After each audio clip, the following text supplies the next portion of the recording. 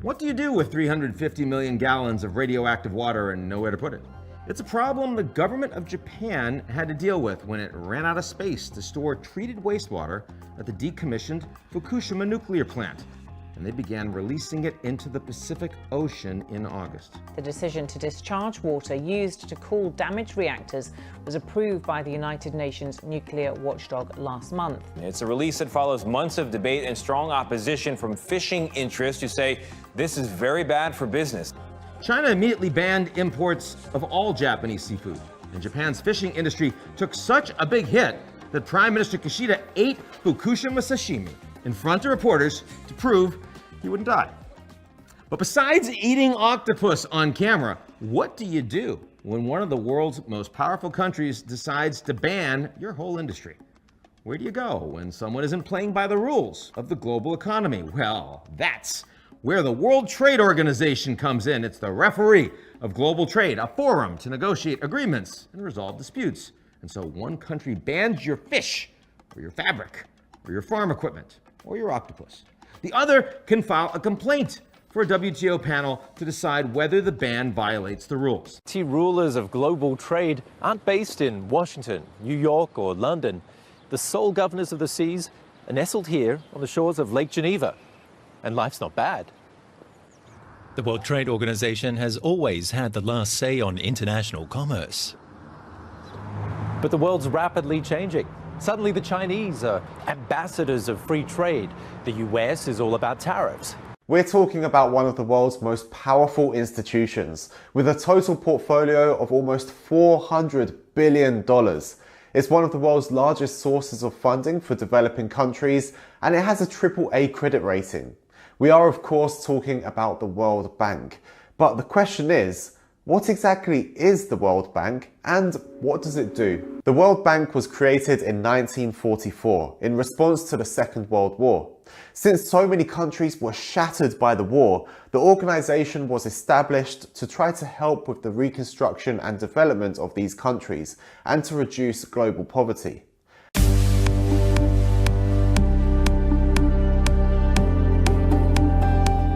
The objective of the WTO is to help members and countries use trade to enhance living standards, create jobs, and support sustainable development. Have you ever played Monopoly or Settlers of Catan and no one wants to trade with you? Any fights because of these games? The same thing kinda happened during the 1920s and 1930s. Protectionist policies, while not the sole reason, did contribute to the explosion of World War II. So in order to avoid any future wars, the Allies created a few institutions to help sustain a new world order. You got the UN, IMF, and World Bank, founded in 1944 and 1945. World Trade Organization. The World Trade Organization, WTO, is the only global international organization dealing with the rules of trade between nations. At its heart are two WTO agreements negotiated and signed by the bulk of the world's trading nations and ratified in their parliaments.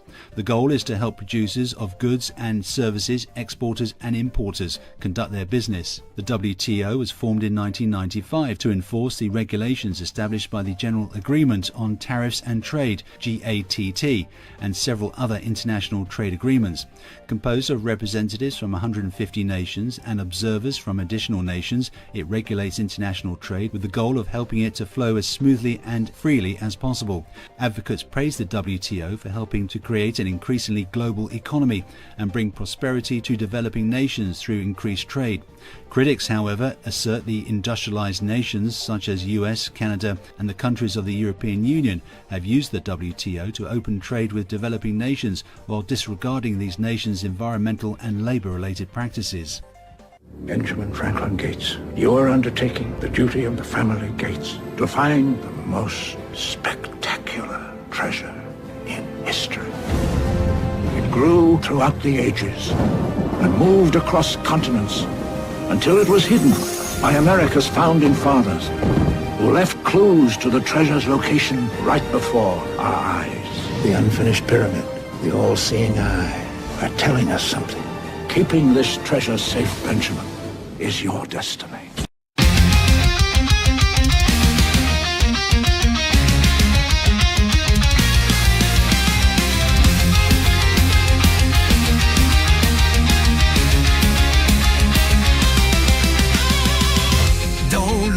de la nuit, je me lève, le rochdissement, mon cœur et mon âme. Un cri contre la censure, une force vive vers la vérité. Je m'engage avec foi.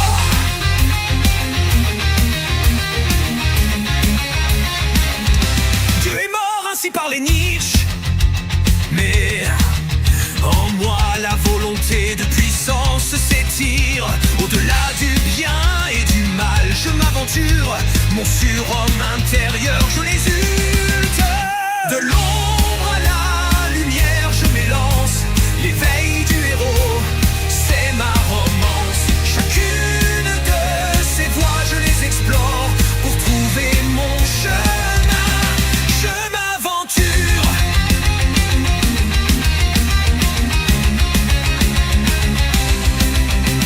Cherchant le plaisir sans souci d'autrui, l'épicurisme guide mes pas, c'est fou. La sagesse dans la jouissance, je la trouve. Libre, heureux, je mélange, je m'enroule. Le virilisme, mon armure et ma force. Dans la bataille, je n'ai pas de remords. Face à l'adversité, je reste debout. Mon honneur, ma bravoure, je l'éclame. De l'ombre à la lumière, je m'élance. L'éveil du héros, c'est ma romance. Chacune de ces voies, je les explore pour trouver mon chemin. Je m'aventure.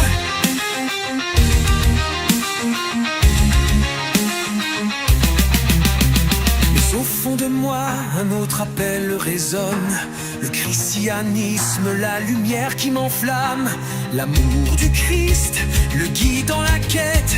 Vers la rédemption, je me dirige, j'espère. De l'ombre à la lumière, je m'élance. L'éveil du héros, c'est ma romance. Chacune de ces voies, je les explore pour trouver mon chemin. Je m'aventure.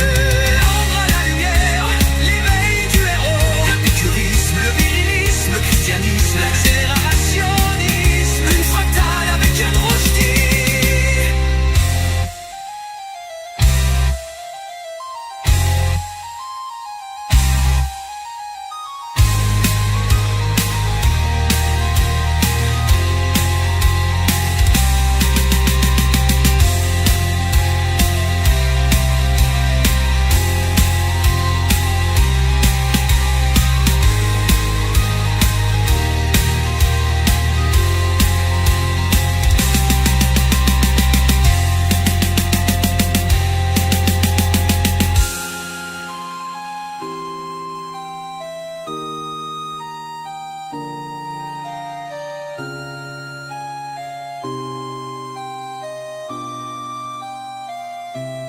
L'épicurisme, le virilisme, le christianisme, l'accélérationnisme, une fractale avec Yann Rushdie. L'épicurisme, le virilisme, le christianisme, l'accélérationnisme, une fractale avec Yann Rushdie. L'épicurisme, le virilisme, le christianisme, l'accélérationnisme, une fractale avec Yann Rushdie.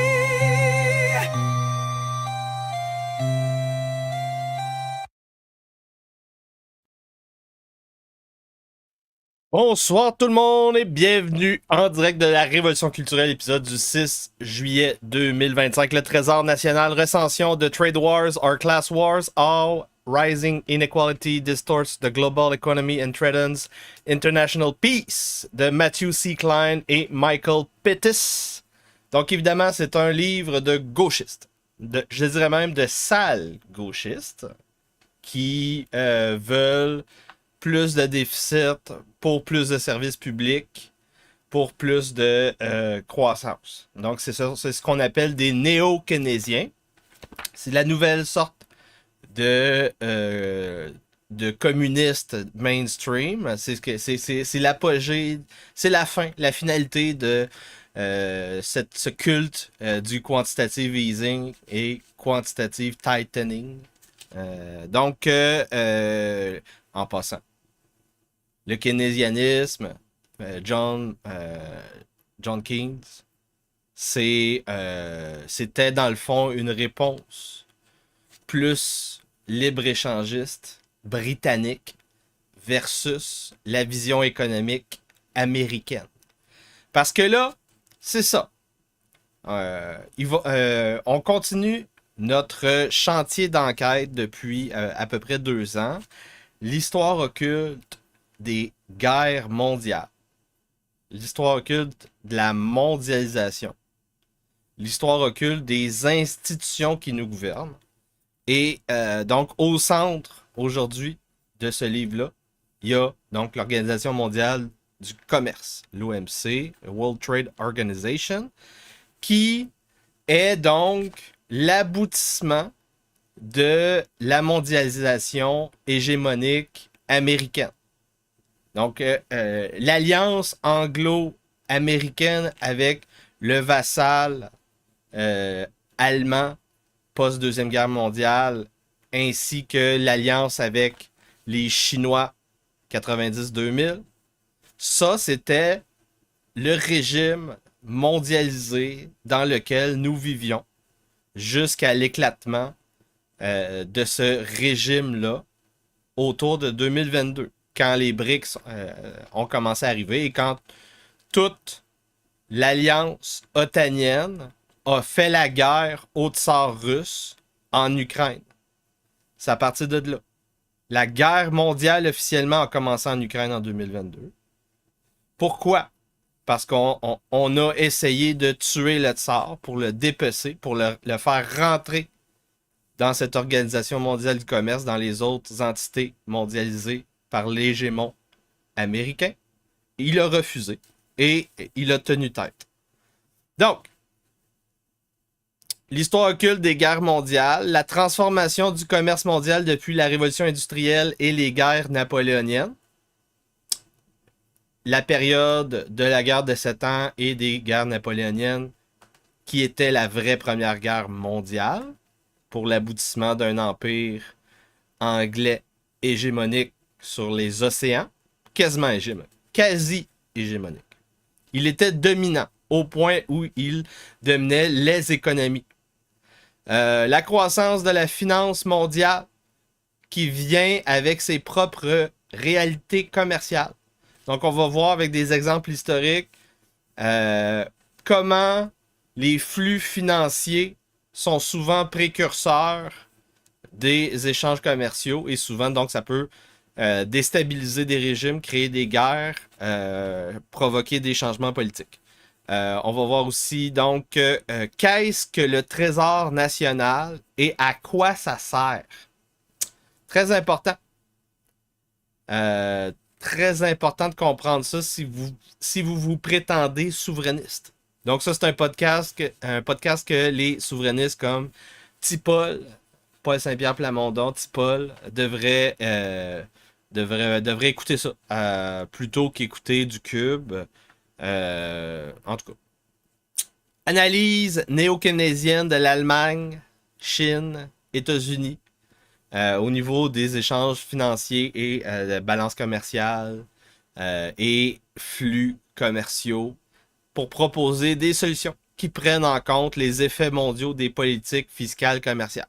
Donc, qu'est-ce qu'on découvre en faisant l'histoire de ces flux commerciaux financiers et ces modifications de politique par des chefs, des assemblées, des parlements, des monarques, des hégémons américains. Qu'est-ce que ça fait? Ben, ça déstabilise. Et si ça se déstabilise, ça peut le faire de plusieurs manières différentes. Ça peut se faire entre deux pays, mais ça peut se faire aussi à l'intérieur du pays. Donc, on se rend compte que la déstabilisation commerciale, fiscale, monétaire mondiale entre, par exemple, le surplus chinois, le surplus allemand et le déficit américain, ça provoque des distorsions à l'intérieur des pays. Donc, que ces guerres commerciales deviennent des guerres de classe. C'est un bon constat de gauchistes. Mais il ne propose pas des bonnes solutions. Par exemple, je préfère de loin la non-guerre commerciale de Trump avec des tarifs qu'il repousse tout le temps que forcer des pays déficitaires à continuer dans le déficit parce qu'on pourrait bien financer des infrastructures qui fonctionnent, comme le REM, pour aider les gens. On pourrait aider les services publics en santé, comme le système de santé publique et universel québécois qui a tellement besoin d'aide, plus d'argent. Fait que c'est ça, les gauchistes proposent des mauvaises solutions. Moi, je veux qu'on foute le feu dans ces affaires-là pour qu'on ait des bons services. En tout cas, donc, c'est un podcast qui était très chiant à préparer. Donc, pensez à moi, ça va me motiver. Si vous envoyez un super chat, je vais être de meilleure humeur. Ça fait 2 semaines que je le repousse. C'est un podcast chiant parce que c'est beaucoup de jargon, c'est très économique. Moi, c'est pas ma force. Mais on va découvrir des choses intéressantes. Et évidemment, à venir, on a un chantier sur les routes de la soie qui va s'ouvrir la semaine prochaine. On a aussi, j'ai plusieurs livres qui vont être liés à ce trésor national. Tu sais, j'ai La richesse des nations que je préfère avec Adam Smith. J'ai des livres sur les empires. J'en ai beaucoup à lire. Des livres sur la Renaissance, sur le christianisme. En tout cas, on va voir ça ensemble. Donc, je vous rappelle que ce contenu-là, c'est pas fait gratuitement. J'ai besoin de votre aide pour continuer ce travail-là. Venez vous abonner sur Rumble. J'ai dit Rumble. Venez vous abonner sur yanrojdi.substack.com. Ça, c'est une infolette que vous allez recevoir par courriel. Et là, je vous rappelle, je le dis pas souvent. Oups, je suis pas centré. Je le dis pas souvent, mais il y a donc du contenu qui est normalement derrière le paywall, qui est accessible sur Rumble pour vous pousser à venir vous abonner. Quand je vais être autour de 1000 abonnés, je vais pouvoir avoir le paywall d'installer sur Rumble. Ça va valoir la peine. Parce que pour avoir le paywall sur Rumble, il faut que je paye un abonnement. Donc, malheureusement. Venez vous abonner aussi sur Substack, l'infolette. Je mets aussi des rabais pour vous abonner. Donc, si vous voulez, par exemple, un 20% de rabais pour vous abonner 3 mois, 6 mois, 1 an, ben, vous allez l'avoir sur Substack. Une fois de temps en temps. Vous allez avoir un courriel. Vous pouvez vous abonner sur yanrojdi.com. Ça, c'est là, c'est mon site web. Il y a tout le contenu payant ici, centralisé. On est en direct sur yanrojdi.com et YouTube présentement. Et donc, le chantier présent, c'est le chantier des guerres mondiales, des institutions qui contrôlent nos vies depuis des décennies maintenant, des générations même. C'est un nouveau chantier. On parle aujourd'hui de commerce mondial. On a parlé auparavant de l'histoire occulte du système financier moderne. Par exemple, la Bank of... vous le voyez pas ici. Attends, je vais mettre le fenêtre pleine. Donc, juste ici. L'histoire occulte de la Bank of International Settlements, la BIS, qui est en Suisse. On a parlé aussi, avec l'histoire des guerres mondiales, la DARPA, l'agence scientifique derrière le Pentagone. On a vu aussi l'histoire occulte de Jeffrey Epstein. Et l'histoire occulte de la East India Company. Et là, dans le fond, on commence à comprendre des affaires. On commence à comprendre que la vie est beaucoup plus simple qu'il n'y paraissait. Donc, nous sommes soit des vassaux, soit des colonies, soit des provinces, dans un système hégémonique mondial, anglo-américain. Donc, c'est ça le vrai système. La vraie réelle politique, c'est donc le Québec est une colonie Même pas une province, c'est une colonie. On n'est pas assez développé pour être une province. On est une colonie de cet empire-là. On est un comptoir de change. On utilise comme base d'appoint pour aller ouvrir des mines dans le nord. Les hélicoptères partent de la rive nord, par exemple, puis ils font des EC. Ils distribuent des permis. Et nos boss récoltent des taxes, des cotes, comme des mafieux. Et le Canada aussi. Mais le Canada, c'est une province. Le Canada, c'est une province parce qu'ils ont quand même une armée. Ils ont une armée. Ils ont un brise-glace. Donc, c'est au moins une province dans cet empire mondialisé-là. C'est pas un vassal. Là. Un vassal, c'est la France, l'Allemagne, la Chine. Et ces vassaux-là peuvent dire à un certain moment, ouais, ton organisation mondiale du commerce, on s'en calisse. C'est ça qui est arrivé. On a admis les Chinois comme clients, État vassal, des années 90-2000. Donc ça, c'est autant les républicains que les démocrates. Puis là, les Chinois, ils ont juste pas suivi les règles. Les règles de commerce et de finance mondiale. Ils les ont pas suivies. Puis depuis ce temps-là, autant eux que les Allemands provoquent des déséquilibres fiscaux et commerciaux partout sur la planète. Et ces déséquilibres fiscaux-là fait qu'il y a un accroissement des inégalités sociales. Parce que les riches sont écœurés de jouer dans ce jeu-là, puis ils sortent leurs billes du jeu. Fait que là, les flux de capitaux et de dettes ne suivent pas ce que la logique de leur système dit. Ils comprennent pas. Fait que là, ils vont continuer à nous voler de plus en plus pour combler le manque à gagner dans leur système qui fonctionne pas. C'est la vraie histoire des guerres mondiales du 18e siècle à aujourd'hui. Donc, pour comprendre, il faut accepter le secret des empires et le secret des civilisations. Le secret des empires, c'est le contrôle de la communication, des logistiques, de l'information. Et donc, un empire fonctionne. Un empire peut évangéliser, peut annexer, peut intégrer avec une religion. Ça prend une religion. Pendant 2 siècles, c'était le christianisme. Mais là, il y a eu une conversion. Nous sommes sous occupation. Certains diront sioniste. Moi, je dirais mondialiste, sioniste, des alphabet people, des bonnes femmes, des féministes, des sorcières. C'est un front commun de hordes de morts-vivants et des liches. Et ils ont infiltré, ils occupent ces institutions-là. Et présentement, l'opposition, c'est une opposition qui est multiculturelle. C'est d'autres empires qui sont en opposition là, à ce système-là. Et dans les empires en opposition, il y a un empire chrétien orthodoxe. Donc, on ne peut pas dire vraiment que... c'est compliqué. C'est compliqué qu'est-ce qui se passe. Et donc, le secret des civilisations, c'est la croissance énergétique. Le potentiel énergétique, la densité énergétique, le stockage énergétique pour pouvoir aller à la guerre, explorer, construire des infrastructures, être riche. Donc, la réalité des empires, des civilisations, de ça découle des interactions. Donc, les empires, les civilisations ont des royaumes à l'intérieur d'eux. Donc, des fois, il peut y avoir plusieurs empires dans la même civilisation.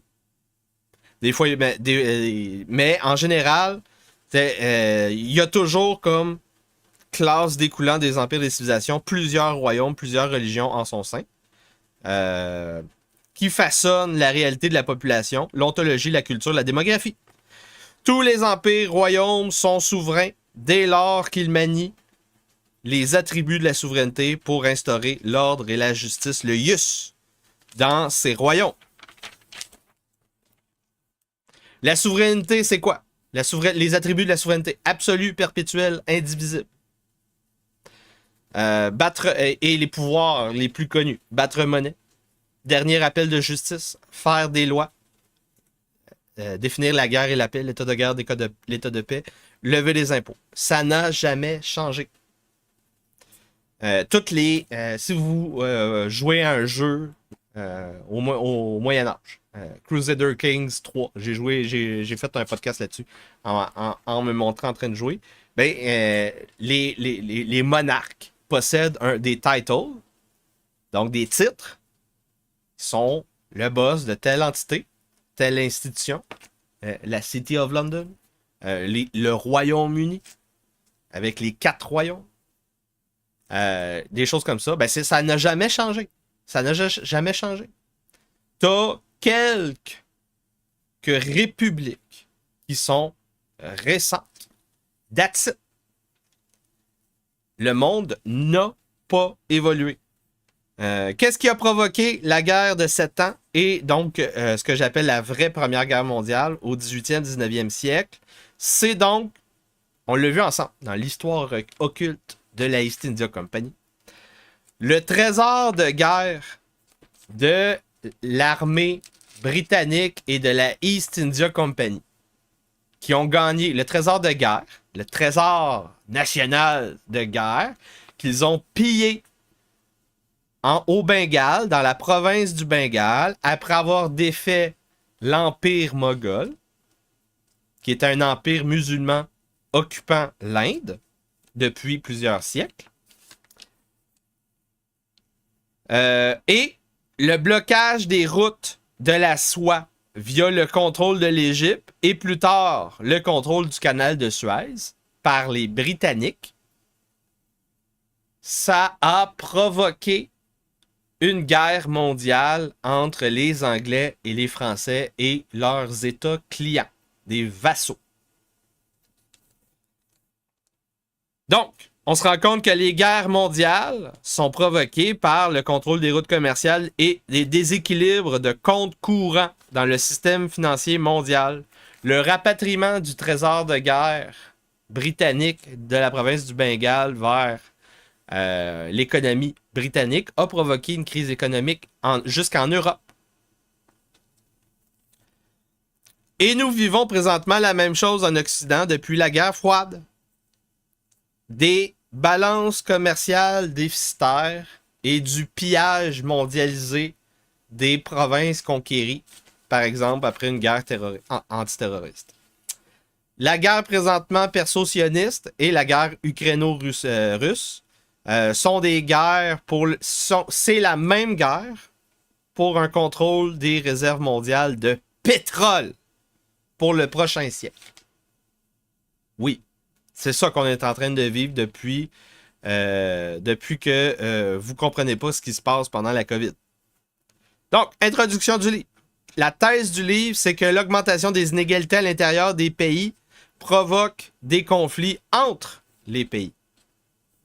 En l'occurrence, la Chine et l'Asie ont engrangé des surplus commerciaux immenses sur le dos d'une main-d'œuvre mise en esclavage, et aussi en contournant les règles de l'Organisation mondiale du commerce.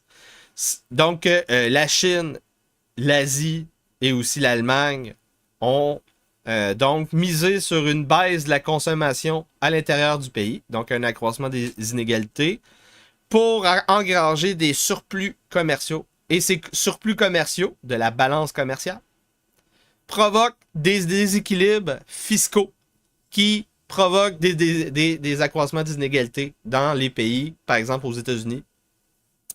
Donc, de même, l'Allemagne, dans une stratégie pour contrôler l'Europe, a coupé dans ses services à la population, baisse d'investissement en infrastructure pour conquérir financièrement l'Europe, l'Union européenne, mettre en esclavage les pays de l'Europe de l'Est.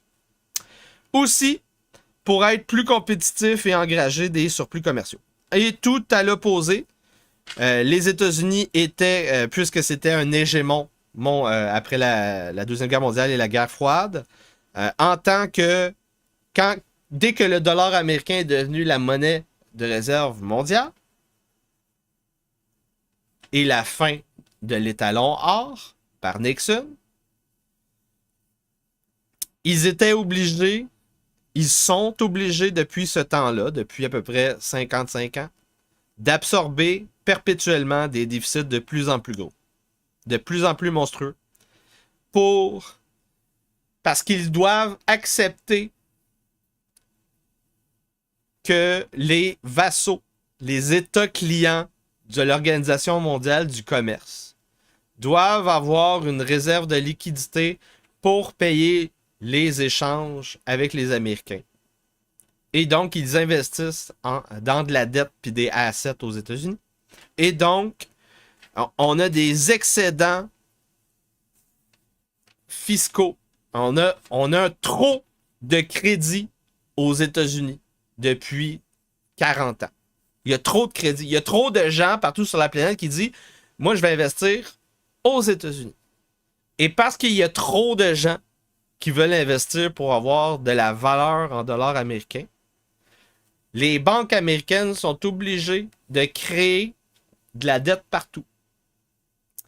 La dette Internet.com, la bulle .com, la bulle immobilière 2008, les subprimes. Donc, les banques américaines créent de l'argent américain. Donc, et ça, cet argent américain-là, c'est de la dette. Et là, il y a des gens qui achètent cette dette-là à l'étranger. Et ça donne du prêt à 0% pour toutes les États-Unis. Et là, ça fait des gros déséquilibres. Ça fait que on a poussé les Nord-Américains à surconsommer pendant 50 ans en finançant leur consommation avec la dette. C'est ça qui est arrivé. Qui nous a vendu notre propre dette avec leurs produits? Les Allemands et les Chinois en premier. C'est ça qui est arrivé. Et c'est ça que Trump est en train d'essayer de renverser pour une deuxième fois. Pour éponger ces déficits, on trouve des moyens d'imprimer toujours plus de dettes pour que les Européens et les Asiatiques en achètent. Le reste de la planète aussi. Et nous sommes à la fin de ce système-là. C'est une répétition des années 30. La guerre commerciale 1.0, c'était 2006. Là, on est rendu à la version 2.0 de Trump avec toujours au centre Peter Navarro qui est le théoricien de la stratégie américaine. La guerre commerciale de Trump cherche à renverser ça. Est-ce qu'il va être capable de renverser ces flux de capitaux, ces flux de dettes, ces flux commerciaux? Si oui, on pourrait avoir émergence d'un nouveau système, mais les politiciens de la planète semblent présentement plutôt se polariser, être de plus en plus fâchés contre les Américains et Trump. Il pourrait y avoir plutôt un recul de la mondialisation. Un recul du commerce mondialisé. Peut-être même la fin de l'Organisation mondiale du commerce. Et ça serait remplacé par peut-être 2 sphères d'influence. Les BRICS et le système américain. Peut-être 3. Peut-être que le système européen va se revendiquer impérial. Peut-être que l'Afrique va s'unir. Peut-être qu'il va y avoir un califat économique. On ne le sait pas. Mais le système des BRICS permet les échanges bilatéraux plutôt que le système d'États vassaux, d'États clients américains. Donc, Trump présentement fait la guerre commerciale pour combattre la désindustrialisation qui était le résultat direct de la mondialisation commerciale américaine. Parce que là, j'ai parlé du flux de capital et qu'est-ce que les investisseurs étrangers font? Ils achètent du dollar américain. Qu'est-ce qu'ils font, les riches américains? Ben, c'est évident que ces riches américains-là, ils n'ont pas à gagner, à prêter aux États-Unis, à développer aux États-Unis. S'ils veulent une cote, ils vont produire à l'extérieur avec de la main-d'œuvre en mise en esclavage. Et ils vont faire une cote sur la consommation américaine. Dans le système de l'Organisation mondiale du commerce américain, avec le GATT, l'accord post-Deuxième Guerre mondiale sur les tarifs et les échanges commerciaux. Dans ce système-là, les riches américains ont tous à gagner à aller dans un paradis fiscal. Ensuite de ça, de construire des usines dans un pays, quelque part, où il y a un port en eau profonde puis des port containers, et ramener les produits pour les faire acheter par des Américains dont leur consommation est financée par l'État et par leur propre dette. Ce système-là, il est pensé pour accroître les inégalités et nous vendre notre propre dette avec des produits qu'on consomme de l'étranger. Donc, quand un empire utilise de la main-d'œuvre d'esclaves, donc la guerre de classe, pour créer un surplus commercial, un débalancement commercial, le Trésor national va croître pour cet empire-là. Et la croissance du Trésor national va alors provoquer possiblement une guerre commerciale avec un empire concurrent. Et la guerre commerciale est un prélude à la guerre totale. C'est ça qu'on se rend compte. C'est le prélude à une guerre mondiale. Et les guerres mondiales sont des guerres maritimes. Toujours. Très important. Les pays qui ne surveillent pas leur dette, leur trésor national, comme l'Espagne, comme la Grèce, voient leur souveraineté disparaître. Ils baissent dans l'état développé de leur nation. C'est quoi l'état développé de la nation? T'es une colonie, t'es une province, t'es un état vassal, t'es un état client. Et ensuite de ça, tu es un empire. Quand tu soumets d'autres royaumes. Donc, les pays qui ne surveillent pas leur trésor national, comme l'Espagne et la Grèce, finissent par vendre leurs îles ou liquider leur propre trésor national. Par exemple, l'Acropole d'Athènes. Donc, de liquider ça à des Allemands et à d'autres puissances impériales, peut-être la Chine. Donc, c'est ça qui est arrivé.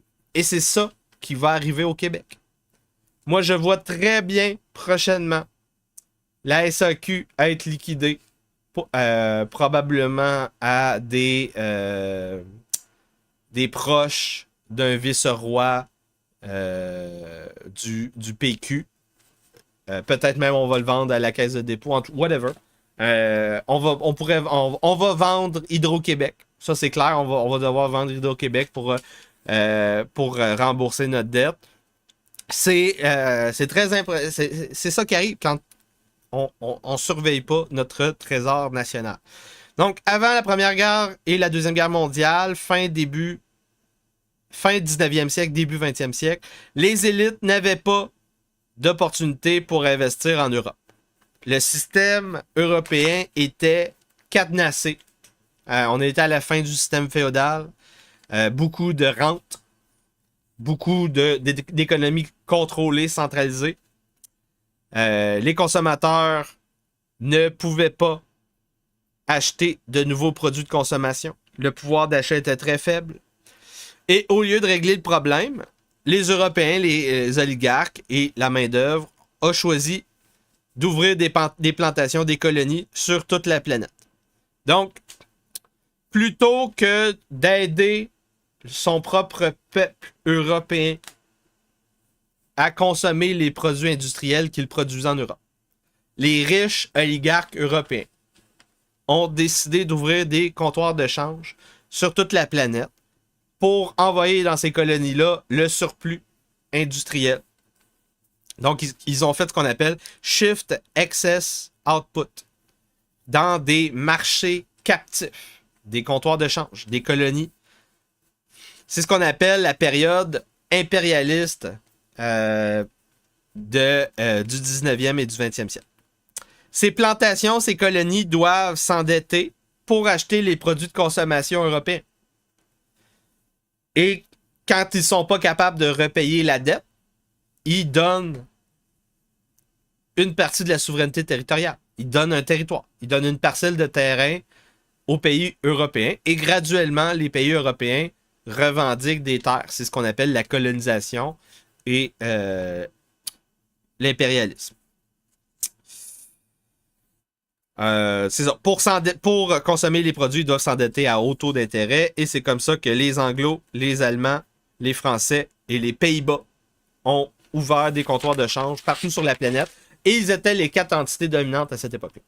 Ils ont industrialisé, colonisé une bonne partie de la planète.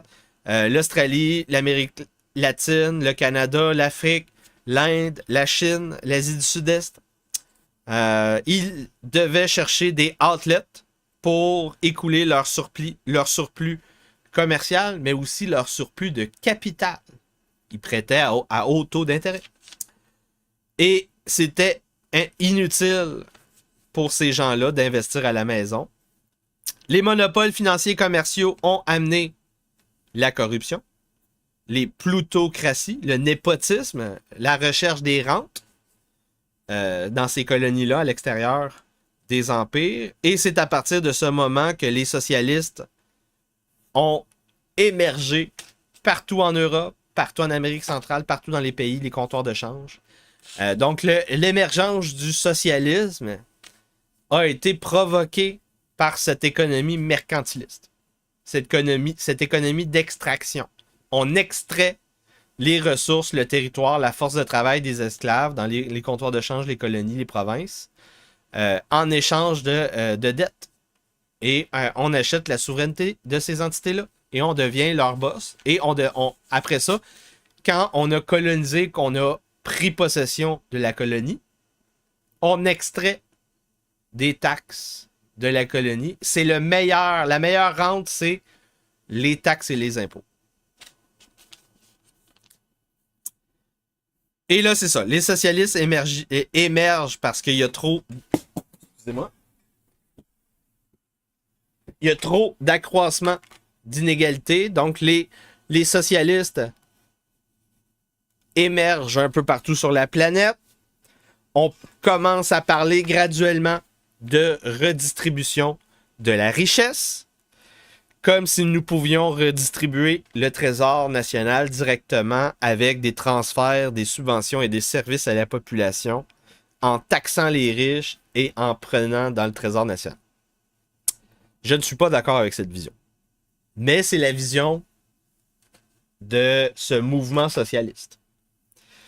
En 1902, on a un John A. Hobson en Angleterre qui commence à parler de redistribution de richesse.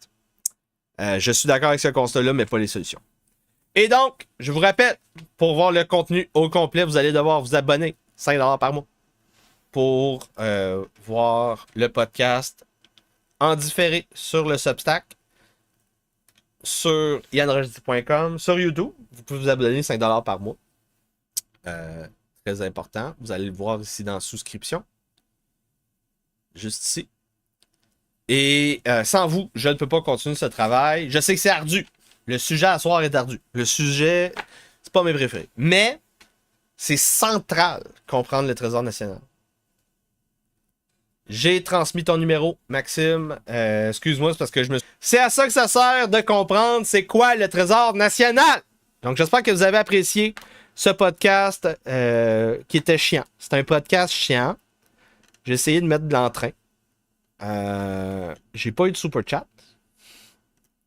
Comme d'habitude. Mais on a eu une bonne semaine. Je vous rappelle, je peux pas faire ça sans vous, cher Patricien. Et on se voit demain. On se voit demain pour une mission viriliste. Faites attention à vous. Bonne soirée. Fait que faut arrêter ces histoires-là de croire à des changements des réformes politiques. Il n'y aura pas de réformes politiques dans les institutions actuelles. Il faut foutre le feu là-dedans et leur enlever des pouvoirs en lien avec la souveraineté. Faut retirer le pouvoir à ces députés du roi représentant la couronne britannique, mais qui ne font que nous racketter comme des shérifs de Nottingham. Faut arrêter ça.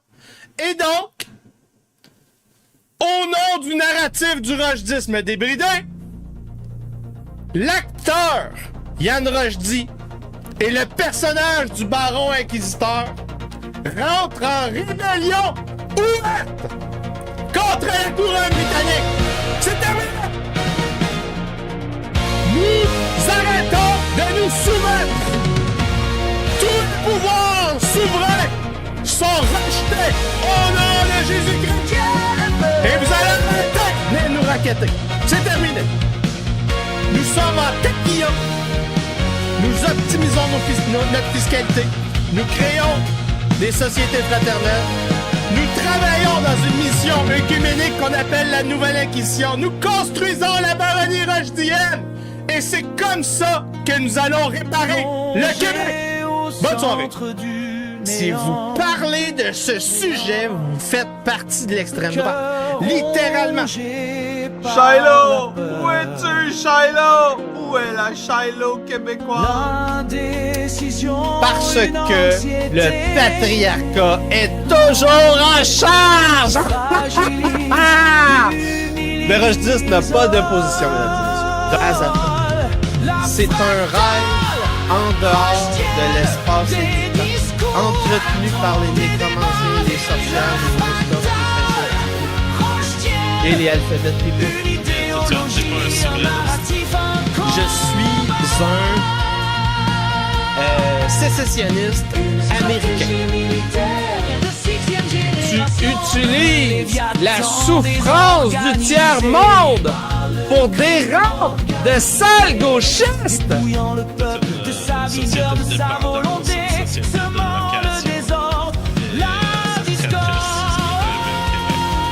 Donc c'est quoi un monde viriliste? Un monde viriliste, c'est un monde où quand un mort vivant vient pour te décrisser, te racketter, te faire peur, tu lui crisses une claque ta gueule et il recule comme une petite bitch. Des propositions contre les fonctionnaires et les ministères qui ne sont pas assez radicales. Il y a des gens qui pensent que j'exagère, que je jouerais un rôle. Vous devez comprendre quelque chose d'important. Je veux littéralement mettre des sorcières sur des bûchers.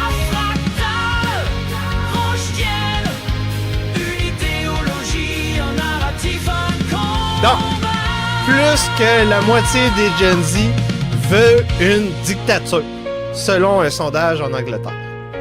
C'est en plein Comme le cœur de ce néant qu'a lieu